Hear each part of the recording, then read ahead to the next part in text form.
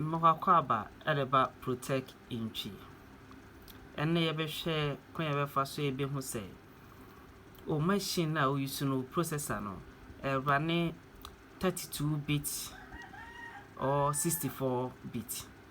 Application bebre ho a ye install obe download be we obe install no or say application is mode for be a 64-bit and as a 32-bit. Ebisaro Windows o machine na we use no ewo form nti ewo form nti ne processor no is made for omoaye e de ama 32-bit application nso wako download 64-bit application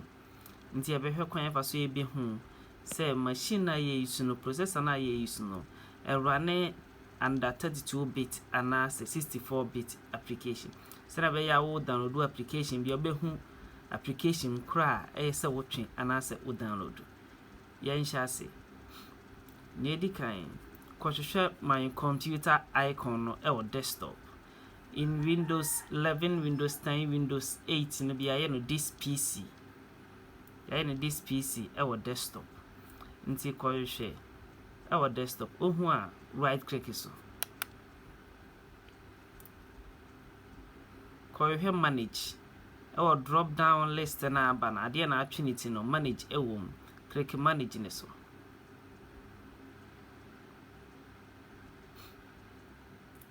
afi click device manage eso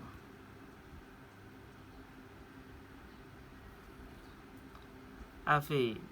o PC ni mu niema nyina drivers ewom nyina ena wa ha no ti niema peso hu fa o machine ne ho say ye adwuma e wo machine no ena wa ha no nti obekọ computer bonso mo atwere computer wo allocate able computer nchen click so onya click so a e kire so processor na wo use no 32-bit processor and as a 64-bit processor say we am use a 64-bit processor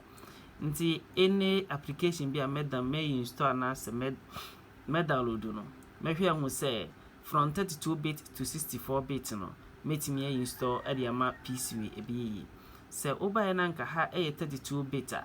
me download 64-bit application de mana emma obaka yen se machine no the processor no 32-bit nti 64-bit no ma install me download a me de be mana no enya adwuma